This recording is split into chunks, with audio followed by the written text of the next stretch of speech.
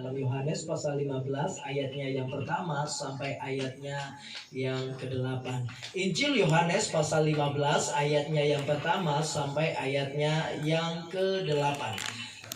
Supaya ada respon kita, saya rindu kita membaca secara bergantian. Yohanes pasal 15 ayatnya yang pertama sampai ayatnya yang ke-8. Injil Yohanes pasal 15 ayat pertama sampai ayatnya yang ke-8 secara bergantian kita baca. Saya akan baca ayat yang ganjil, Bapak Ibu ayat yang genap dan sampai berakhir. Judulnya pokok anggur yang benar. Akulah pokok anggur yang benar dan Bapakkulah pengusahanya. Setiap ranting padaku yang tidak berbuah dipotongnya, dan setiap ranting yang berbuah dibersihkannya, supaya ia lebih banyak berbuah. Kamu memang sudah bersih karena firman yang telah kukatakan kepadamu. Tinggallah di dalam aku dan aku di dalam kamu. Sama seperti ranting tidak dapat berbuah darinya sendiri kalau dia tidak tinggal pada pohon anggur, demikian juga kamu tidak berbuah kalau kamu tidak tinggal di dalam aku. Akulah pokok anggur dan kamulah ranting-rantingnya. Barang siapa tinggal di dalam aku dan aku di dalam dia, ia berbuah banyak, sebab di luar aku kamu tidak dapat berbuat apa-apa. Barang siapa tidak tinggal di dalam aku, ia dibuang keluar seperti ranting dan menjadi kering. Kemudian dikumpulkan orang dicampakkan ke dalam api lalu dibakar. Jikalau kamu tinggal di dalam aku dan firmanku tinggal di dalam kamu, mintalah apa saja yang kamu kehendaki dan kamu akan menerimanya.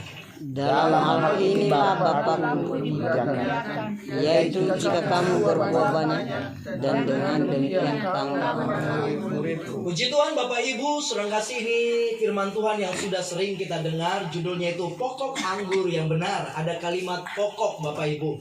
Yesus berkata, akulah pokok anggur yang benar. Anggur itu di zaman itu sangat dibutuhkan dan itu sangat penting gitu ya. Waktu ada perjamuan perkawinan Kana dan kehabisan anggur, dan Yesus melakukan mujizat gitu ya, air berubah menjadi anggur. Dan kejadian itu juga pernah terjadi di Indonesia, itu di NTT gitu ya, daerah Soe. Air berubah menjadi anggur dan sampai hari ini mereka buat satu tempat pernah terjadi mujizat yang besar di NTT gitu ya. Nah Bapak Ibu saudara kasih, berbicara tentang anggur, yaitu anggur itu kalau misalnya disalahgunakan juga bisa memabukkan. Tetapi lebih banyak dijelaskan anggur itu berbicara tentang sukacita. Dan Yesus berkata, akulah pokok anggur yang benar Bapak Ibu. Berbicara tentang pokok anggur yang benar, kalau misalnya buahnya dimakan pasti manis, pasti aja juga ada anggur yang mungkin asam rasanya Bapak Ibu. Tapi Yesus berkata, akulah pokok anggur yang benar dan Bapakkulah pengusahanya. Dari ayat ini Bapak Ibu, di mana ayat ini menjelaskan sebenarnya seperti apa yang disampaikan oleh Ibu Ella tadi. Menjalani kehidupan ini ada berbagai proses, ada berbagai tantangan yang harus kita hadapi. Tetapi di ayat pertama garis bawahi, Bapakkulah pengusaha. Waktu kita menempel pada pokok anggur yang benar itu, waktu kita menempel pada Yesus, ketika ada masalah, ketika ada tantangan, maka sorga adalah pengusaha yang tidak pernah bangkrut. Ada saja pengertian, ada saja sukacita, ada saja kekuatan yang diberikan oleh Tuhan bagi kita waktu kita menempel pada Yesus dengan sungguh-sungguh. Amin Bapak Ibu. Nah perhatikan di ayat yang kedua dikatakan, setiap ranting padaku yang tidak berbuah. Ku itu huruf besar, seolah-olah sepertinya ada ranting yang tidak berbuah di dalam diri Yesus. Tentunya tidak gitu ya. Sebenarnya Yesus menghasilkan buah, dia adalah Tuhan. Dia adalah manusia yang 100%, tetapi dia tidak melakukan dosa. Tetapi seolah-olah waktu dijatuhkan hukuman bagi dia, makanya Galatia dikatakan orang yang tergantung di kayu salib adalah orang yang terkutuk. Artinya Yesus rela menjadi kutuk untuk kita semua, supaya kita dibenarkan. Yang tadinya hubungan manusia dengan Allah sudah terputus akibat dosa yang dilakukan oleh Adam dan Hawa. Nah dalam hal ini seolah-olah Yesus punya ranting yang tidak berbuah, tetapi dikatakan dipotongnya Bapak Ibu. Coba waktu ada musyawarah di sorga dan dijatuhkan kepada Yesus untuk diutus ke bumi, dan dia sebagai Tuhan, dia tahu bagaimana cara dia mati Bapak Ibu. Terbukti waktu dia berdoa di Taman Getsemani terjadi satu ketakutan yang mengerikan dalam diri Yesus, sampai keringatnya berubah menjadi darah Bapak Ibu. Dan saya percaya kalau kita mungkin punya pergumulan Bapak Ibu, pasti sepanjang malam kita tidak bisa tidur Bapak Ibu. Tetapi ketakutan yang dialami oleh Yesus saking luar biasanya, keringatnya berubah jadi darah Bapak Ibu. Nah Bapak Ibu ngasih, saya percaya juga di dalam diri kita ada ranting yang tidak berbuah Bapak Ibu, dan itu harus dipotong. Itu harus dipotong Bapak Ibu. Ada hal-hal yang mungkin menjadi kelemahan dalam diri kita, itu harus dipotong Bapak Ibu. Makanya saya bilang tadi bahwa sorga adalah pengusaha yang tidak pernah bangkrut. Waktu itu dipotong dalam diri kita dan itu tidak mengenakan. Contohnya kita sudah sungguh-sungguh mengikut Tuhan, kita sudah serius mengikut Tuhan. Waktu kita bertemu dengan orang, ada saja orang yang mengkhianati kita, ada saja orang yang mengejek kita, ada saja orang yang berkata kamu sesat. Terbukti cara memuji Tuhan mungkin dengan teriak-teriak, bertepuk tangan gitu Bapak Ibu. Ada kalanya kita dipotong Bapak Ibu. Atau mungkin ada hal-hal yang mungkin sulit untuk kita lepaskan atas keterbatasan kita manusia. Apakah itu tentang amarah, apakah itu tentang iri hati, apakah itu tentang dendam dengan sesama Bapak Ibu. Itu harus dipotong. Dan waktu dipotong itu tidak enak Bapak Ibu. Biasanya cara Tuhan memotong kelemahan kita itu sering diperhadapkan dengan apa yang menjadi kelemahan kita. Waktu Bapak Ibu seorang yang marah Bapak Ibu, siap-siap sepulang gereja akan diperhadapkan yang akan membuat kita marah Bapak Ibu. Tetapi cara itu sangat tepat, dan saya berkata Tuhan itu baik dan luar biasa. Cara memotong kita Bapak Ibu, Dia akan selalu memperhadapkan dengan apa yang menjadi kelemahan kita. Ada seorang yang berkata, Pak Pendeta, saya punya kelemahan, sedikit-sedikit saya marah, sedikit-sedikit saya tersinggung Pak Pendeta gitu ya. Tapi saya ingin dekat dengan Tuhan. Kenapa ini yang selalu terjadi? Saya bilang itu cara tepat yang diizinkan oleh Tuhan supaya engkau dan saya semakin dewasa, semakin naik tingkatan Bapak Ibu. Luar biasa. Itu dipotong Bapak Ibu, dan itu tidak mengenakan Bapak Ibu. Saya pribadi perjalanan 10 tahun itu tidak main-main Bapak Ibu. Yang paling menyedihkan, kalau turun hujan deras Bapak Ibu, saya tidak bawa mantel. Terpaksa saya harus singgah di rumah orang. Dan saya duduk di teras itu berjam-jam dengan menahan ngantuk Bapak Ibu. Tetapi dalam hati saya, Tuhan, saya rindu berada di posisi orang yang sedang ada di rumah. Walaupun rumahnya mungkin hanya gubuk-gubuk, pokoknya saya ada di posisi mereka, pingin berada di rumah. Dalam otak saya, hujan-hujan begini pasti saja saya bisa ngopi, saya bisa santai, saya bisa tidur. Tapi Tuhan bilang, tidak, ini posisi kamu saat ini. Kamu harus berhenti dan menunggu hujan itu berhenti, reda. Dan jujur, ini butuh yang namanya peperangan. Waktu saya duduk, kadangkala dari Teluk Dalam, baru berapa kilo dari rumah gitu ya. Mungkinkah itu di Teluk Dalam, dan sangat tidak mungkin untuk balik ke belakang Bapak Ibu. Kadangkala Bapak Ibu, ketika kita punya masalah, jangan pernah ingin berada di posisi orang yang lagi nyaman Bapak Ibu. Amin. Belum tentu kalau kita nyaman Bapak Ibu. Tetapi waktu Tuhan izinkan dalam posisi yang tidak enak, kadangkala kita membandingkan. Waktu orang berkata kepada kita, apa kabarmu? Contohnya Bapak Tama gitu ya. Dia menceritakan masalahnya, terus orang itu menghibur kita. Kadangkala kita berkata, kamu tidak tahu sebenarnya saya berada di posisi yang tidak enak gitu ya. Kadangkala kita mempersalahkan posisi itu, dan kita pingin berada di posisi orang yang nyaman Bapak Ibu. Jangan pernah sekali-kali berada di posisi orang yang mungkin sedang nyaman ketika Tuhan mengizinkan kita berposisi yang lagi bermasalah, yang lagi gak enak. Kenapa? Saya belajar selama 10 tahun. Sebenarnya saya bilang, Tuhan, kenapa pelayanan ini seperti ini? Di saat hujan, Tuhan, saya berada di luar rumah saya. Seharusnya saya ngumpul dengan istri saya, seharusnya saya ngumpul dengan anak-anak saya. Tapi Tuhan bilang, kamu harus berada di posisi ini supaya setiap kekurangan-kekurangan dalam dirimu dipotong, Bapak Ibu. Saya punya kelemahan, Bapak Ibu. Kalau berpergian itu, Bapak Ibu, saya bilang ke istri saya, besok kita berangkat. Berangkatnya itu jam 7. Kenapa? Dalam otak saya, kalau berangkat jam 7 bisa sampai jam 9. Wah, waktu pagi tiba, istri saya belum bangun. Saya bangunkan, dibilang, Pak Ivan, saya capek dulu gitu ya. Baru berangkat jam 10. Udah ngomel-ngomel itu, Bapak Ibu.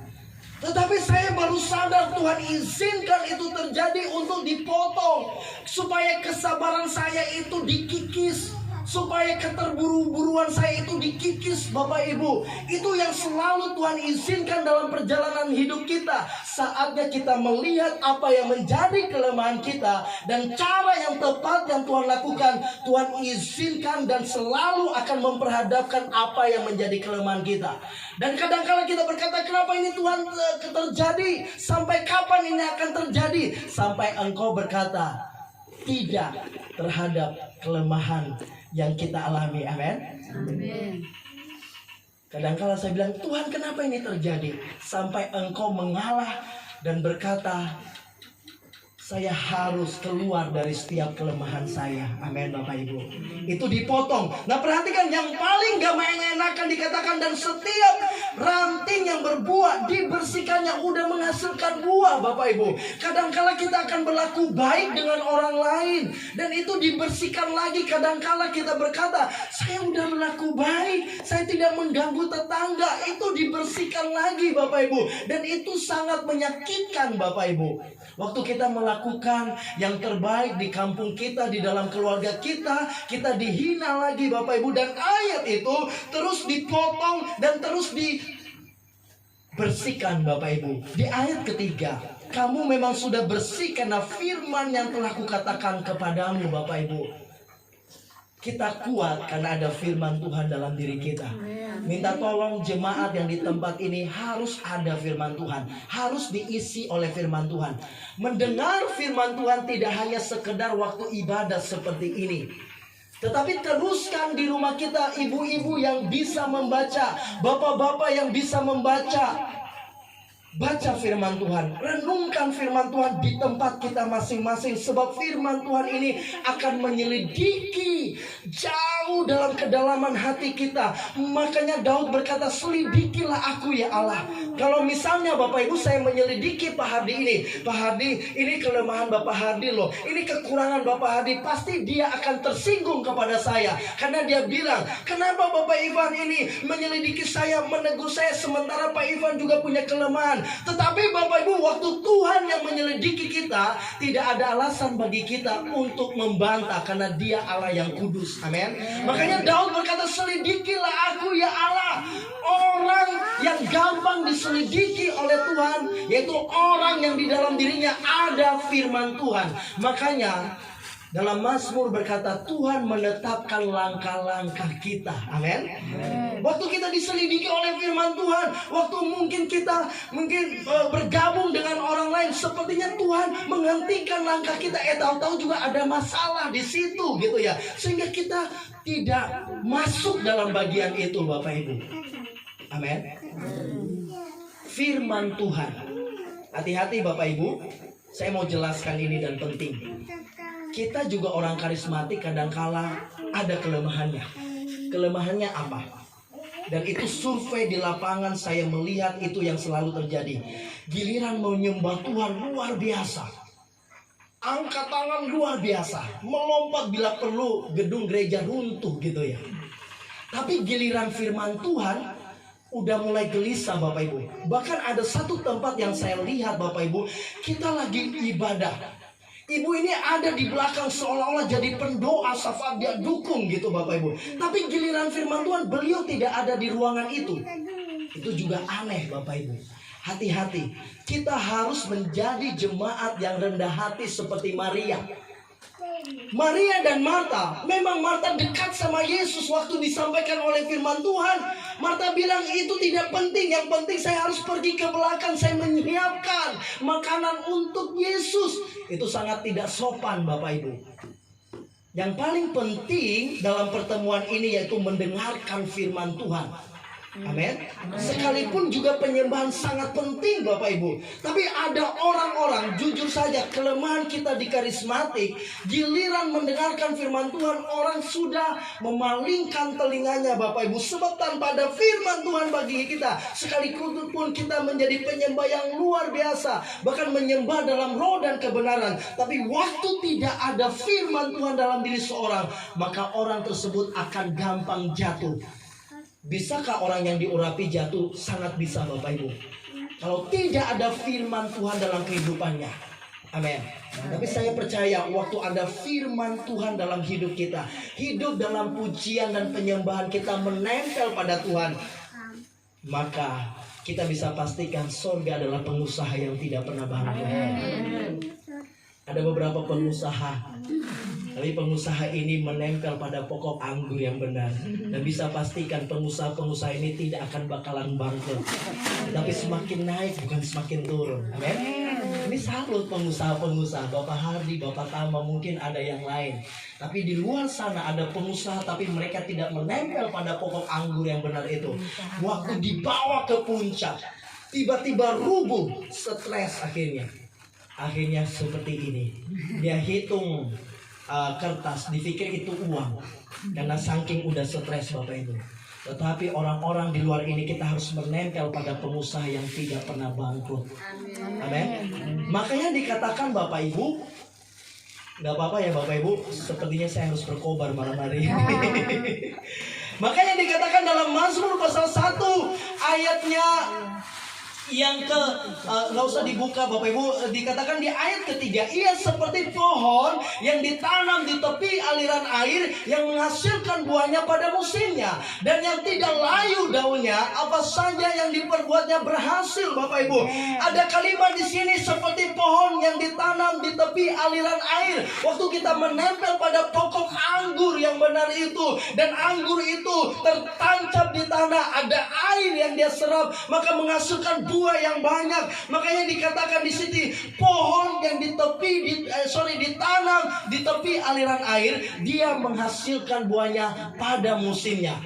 Ya ada durian ya, ada durian, terus di musim yang seharusnya berbuah, semua berbuah. Tetapi ada satu pohon, pohonnya besar sekali, tapi tidak menghasilkan buah Bapak Ibu. Jangan sampai sebenarnya waktu kita ngumpul PA seperti ini beribadah, itu musim orang-orang yang masuk dalam itu sebenarnya harus menghasilkan buah. Tapi ada orang, waktu dia datang ke gereja hanya asal-asalan saja, maka pada musim orang-orang berbuah dia tidak menghasilkan buah. Akhirnya Tuhan akan tebang Bapak Ibu. Amin. Tapi saya percaya ibadah yang penuh dengan hadirat Tuhan tidak akan sia-sia. Mulai dari pujian pertama, mulai dari penyembahan, akhirnya ada pujian bersorak-sorai, giliran firman Tuhan, sampai berakhir ibadah itu, ada hal yang semakin memuncak gitu ya, sehingga orang keluar dari gereja itu berkata, sangat beruntung saya tadi beribadah di hari Minggu itu, atau mungkin ada PA malam hari. Sebab di dalamnya tidak ada orang yang saling menyoroti kelemahan satu sama yang lain, tetapi berdiam diri, fokus kepada Tuhan, fokus perhatiannya hanya kepada Tuhan saja. Sehingga waktu fokus perhatiannya kepada Tuhan, dia menantikan ada janji-janji Tuhan berbicara di batinnya, berbicara dalam pikirannya, sehingga ketika dia turun dalam ruangan ibadah itu, dia akan tetap menghasilkan buah, sebab dia seperti pohon yang ditanam di tepi aliran air. Amin. Bahkan di Yeremia pasal 17 dikatakan dia akan merambat Bapak Ibu. Waktu kita berbuah tadi itu saya maksud, waktu kita menempel pada pokok anggur itu kita merambat. Kita diberikan pengertian, oh ini kelemahanmu loh. Kita merambat pada ketidaksabaran kita, kita merambat pada egois kita merambat pada kesombongan kita, akhirnya itu dikikis. Waktu itu dikikis, merambat menjadi berkat bagi orang lain, merambat bagi bangsa, bahkan merambat sampai ke ujung bumi, Bapak Ibu. Amin. Itu luar biasa. Coba kita lihat lagi dalam Yohanes tadi, Bapak Ibu. Di ayat 4, Bapak Ibu, menurut saya ya, doa itu arti menurut saya, memang doa itu ya komunikasi kita dengan Tuhan. Tapi komunikasi itu harus dua arah, Bapak Ibu ya. Tapi orang-orang berkomunikasi hanya satu arah, menyampaikan daftar-daftar belanjaannya saja sama Tuhan gitu ya. Ini daftar belanjaan saya Tuhan, suami saya sakit Tuhan, babi saya supaya tambun Tuhan, bulu gowi saya supaya ini itu daftar belanjaan gitu ya. Tetapi sebenarnya doa itu harus komunikasi dua arah kepada Tuhan gitu ya. Waktu saya berdoa, makanya doa Bapa kami semua hafal ya gitu ya. Doa Bapa kami sebenarnya ada isi, Bapa kami yang di surga, dikuduskan namamu, itu sebenarnya doa penyembahan dulu. Bapa kami yang di surga, dikuduskan namamu, datanglah kerajaanmu di bumi seperti di surga. Tapi banyak orang melompat, berilah kami pada hari ini makanan kami yang secukupnya. Waktu dia langsung lompat turun di dalam doanya itu, dia khawatir, dia takut gitu ya. Kenapa? Dalam doa tidak ada komunikasi dua arah, hanya komunikasi satu arah. Makanya banyak orang Kristen barusan ke gereja dengarkan firman Tuhan masih ragu, masih takut. Jangan-jangan komunikasi yang dia lakukan hanya satu arah, menyampaikan daftar belanjaannya saja kepada Tuhan. Tetapi menurut saya doa itu menyerap kekuatan dari surga. Amin.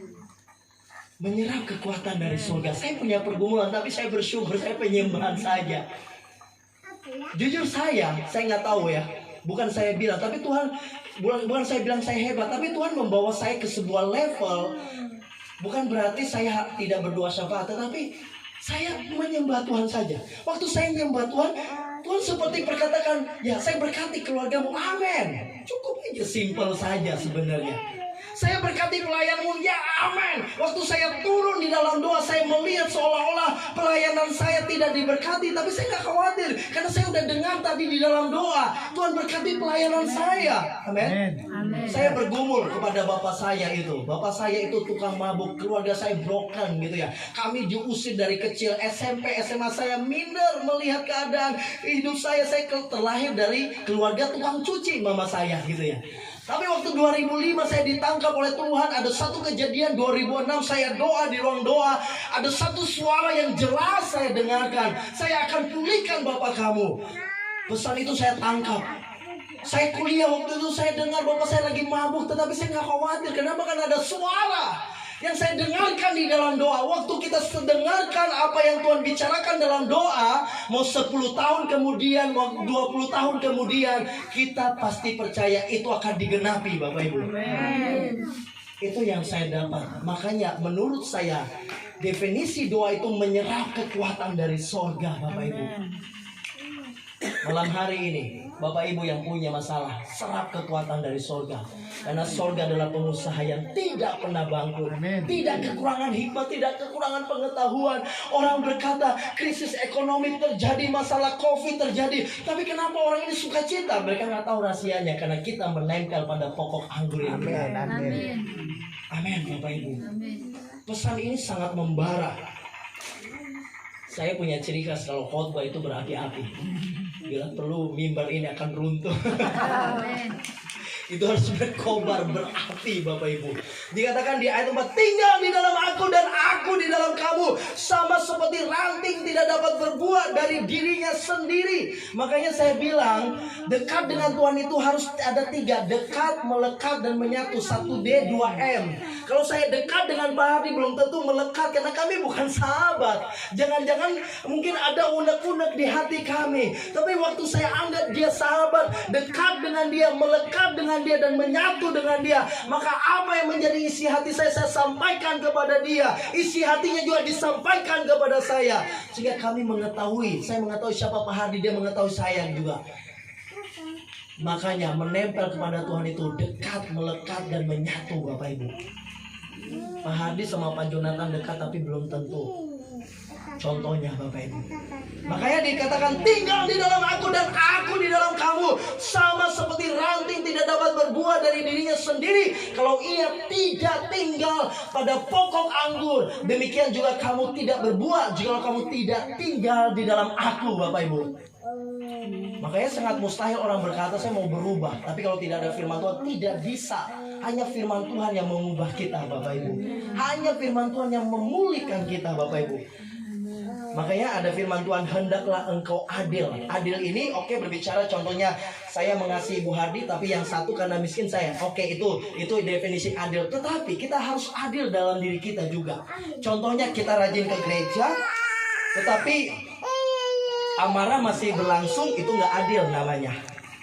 Kita mungkin baik sama orang tapi cepat marah, itu nggak adil namanya. Makanya tadi saya bilang firman Tuhan harus mengakar dalam setiap kelemahan-kelemahan kita. Tidak ada yang sempurna tentunya di ruangan ini, termasuk pembicara ini juga. Tidak ada yang sempurna. Tetapi waktu ada firman Tuhan, waktu kita lakukan kesalahan, ada roh yang cepat sensitif dalam diri kita, Tuhan ya. Makanya saya mau bilang ya, saya nggak tahu mau bongkar semua malam hari ini.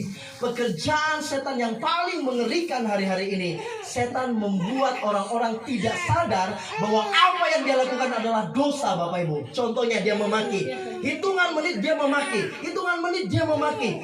Bahkan dia mencuri barang orang, dia tidak sadar bahwa itu dosa. Itu pekerjaan yang paling mematikan di akhir zaman ini. Setan membuat orang-orang tidak sadar bahwa apa yang dia lakukan adalah dosa. Bahkan dia menganggap itu sebuah keuntungan, Bapak Ibu. Saya tidak tahu apakah di daerah kita ini musim-musim karaoke, Bapak Ibu. Hati-hati Bapak Ibu. Dikatakan kamu adalah garam dunia. Kalau garam itu tidak asin, jadi tawar ya. Itu dia dibuang, Bapak Ibu. Saya melihat di Gunung Stoli, bapak-bapak gabung sama remaja-remaja, mabuk sama-sama, tos-tosan sama-sama, padahal itu cucunya.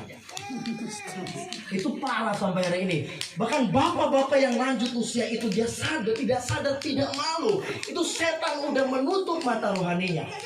Apakah orang yang takut Tuhan tidak melakukan kesalahan? Pasti melakukan kesalahan. Tapi dia cepat sadar, Bapak Ibu, bahwa apa yang dilakukan itu bisa jadi menyinggung perasaan Tuhan.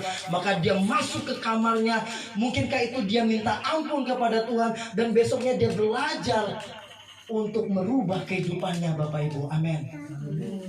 Saya harap jemaat kita semua bertumbuh di dalam Tuhan. Apapun yang terjadi di dalam hidupku ini, terus ku ragukan kasih-Mu Tuhan, lewat yang tinggi dalam lembah yang curam. Ya. Amin. Mau Tuhan jawab doa saya, mau Tuhan tidak jawab doa saya, tetap saya berkata Tuhan baik. Amin. Ini bukan soal doa dijawab atau tidak, tapi ini soal pengenalan akan Tuhan. Amin. Nah di ayat 7 nanti ini yang dinanti-nantikan Allah. Jikalau kamu tinggal di dalam aku dan firmanku tinggal di dalam kamu, minta apa saja. Saya minta pesawat Tuhan gitu ya. Saya minta mobil Tuhan, itu salah. Tetapi yang kita minta dari konteks ini kekuatan, Bapak Ibu. Saya selalu ngomong ya, berkat di dalam Alkitab itu tidak ada kaitannya dengan materi. Jangan sampai kita itu teologi kemakmuran. Ada orang yang berkata, kalau kamu taat, kamu diberkati melimpah-limpah. Kalau kamu kasih perpuluhan, diganti Tuhan 30, 60, bahkan 100 kali lipat ganda gitu ya. Makanya ada orang boleh kasih perpuluhan gitu. Tapi tujuannya supaya Tuhan lipat gandakan, itu salah, Bapak Ibu. Itu hawa nafsu namanya. Tetapi dalam ayat ini, jikalau kamu tinggal di dalam aku dan firmanku tinggal di dalam kamu, saya percaya orang yang benar-benar tinggal di dalam Tuhan, maka dia akan dibuat malah mati rasa dengan keinginan-keinginan dunia ini. Waktu Tuhan berikan itu, dia berkata ini hanya bonus bagi Tuhan. Waktu diberikan itu, dia tidak lupa gitu ya, siapa sumbernya. Amin. Berbicara tentang meminta ini, waktu kita menempel kepada Tuhan ada hikmat, ada batasan-batasan yang dibawa kita untuk meminta gitu ya. Ada ayat begini, Yosua pasal 1, setiap tanah yang engkau injak itu akan menjadi milikmu. Jangan sampai nanti Tuhan ini tanah Bapak Tama saya injak dan ini jadi milikku, itu salah gitu ya. Saya peluk mobil Pak Tama dan ini jadi milikku gitu. Saya telepon Pak Tama, Tuhan berbicara sama saya Pak Tama ya. Pak Tama harus persembahkan mobilmu itu sama pendeta, itu salah. Tapi ayat itu berkata, setiap tanah, setiap situasi yang engkau injak hari ini, pastikan itu menjadi milikmu Bapak Ibu. Amin. Setiap keadaan yang kamu injak hari ini, itu menjadi milikmu Bapak Ibu. Amin. Memang ada kalanya juga, saat-saatnya, Tuhan kami nggak punya uang Tuhan. Pelayanan ini kan nggak butuh modal yang nggak wow menurut saya ya, yang kalau sudah ada dana ya. Tapi waktu ini diawali dengan lutut air mata, itu kejadian sama kami gitu ya. Di Miga itu tanahnya itu mahal. Kalau beli bisa 1 jutaan, tapi tiba-tiba orang bilang, wah waktu dia kesaksian itu kami menangis semua, dia hibahkan tanah sekalipun mungkin tidak terlalu besar 9 kali 20, tapi saya teriak korek gitu ya. Amin Bapak Ibu. Setiap situasi, setiap keadaan yang kita temui, yang kita hadapi, pastikan itu menjadi milik kita Bapak Ibu. Karena ada kuasa Tuhan, ada ledakan-ledakan yang luar biasa, ada dalam diri kita sehingga kita bisa menguasai keadaan itu. Amin Bapak Ibu. Ya ayat 5, akulah pokok anggur dan kamu ranting-rantingnya, barang siapa tinggal di dalam aku dan aku di dalam dia, ia berbuah banyak, sebab di luar aku kamu tidak dapat berbuat apa-apa. Saya mengingatkan Bapak Ibu, kita akan bersiap-siap seperti diperas Bapak Ibu. Ada kain yang basah itu diperas habis sampai kering dan gak enak Bapak Ibu.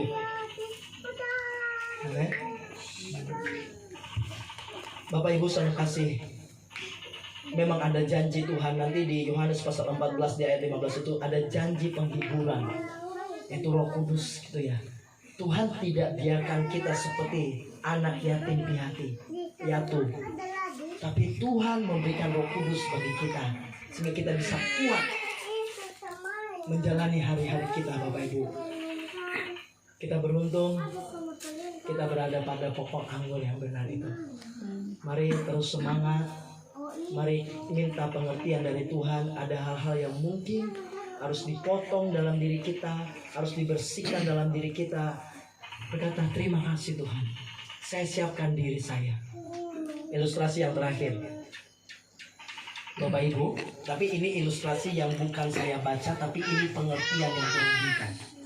Bapak Ibu, misalnya ya, musim kemarau, sebulan musim kemarau, hari ini tiba-tiba hujan deras, pasti orang menampung air hujan itu, misalnya nggak ada sumber air.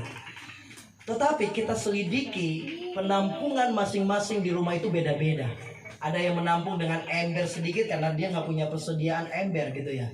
Tapi ada orang yang mungkin jauh-jauh hari dia buat bak yang besar Bapak Ibu.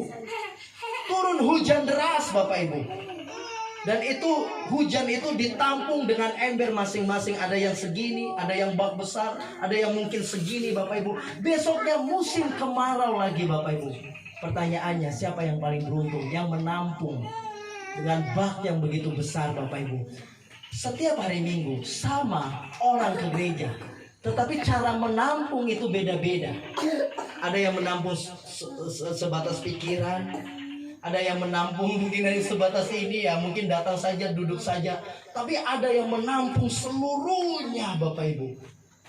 Dia izinkan Roh Kudus masuk memenuhi dia, memulihkan dia. Sehingga waktu dia ibadah tidak sadar muncul angka 11. Tahu angka 11 Bapak Ibu? Air mata meleleh di sini, saya nggak tahu rasanya seperti apa Bapak. Asin. Firman Tuhan itu menembus hatinya gitu ya. Dan waktu musim kemarau, saya percaya orang itu pasti diberkati. Amin. Amin Bapak Ibu. Firman Tuhan malam hari ini panjang sekali Bapak Ibu. Tetapi saya percaya firman ini membara di hati kita masing-masing. Kita harus menempel pada pokok anggur yang benar itu. Doa yaitu menyerap kekuatan dari surga. Tidak hanya sekedar menyampaikan daftar belanjaan kita, tapi mengucap syukur sembah Tuhan saja. Maka nantikan ada janji-janji Tuhan berbicara di hati kita. Sehingga kita turun, yes, saya diberkati, saya ditolong oleh Tuhan. Pasti ada jalan keluar. Dalam firman Tuhan ini memberkati kita semua Bapak Ibu. Terlebih dahulu kita berdoa untuk firman Tuhan ini.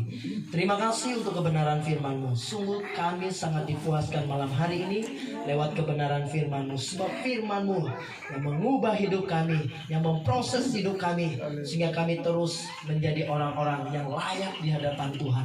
Materaikanlah firman-Mu ini di hati kami, sehingga kami menjadi pelaku kebenaran firman-Mu. Di dalam nama Tuhan Yesus, kami sudah berdoa dan mengucap syukur. Haleluya. Sama-sama kita katakan amin.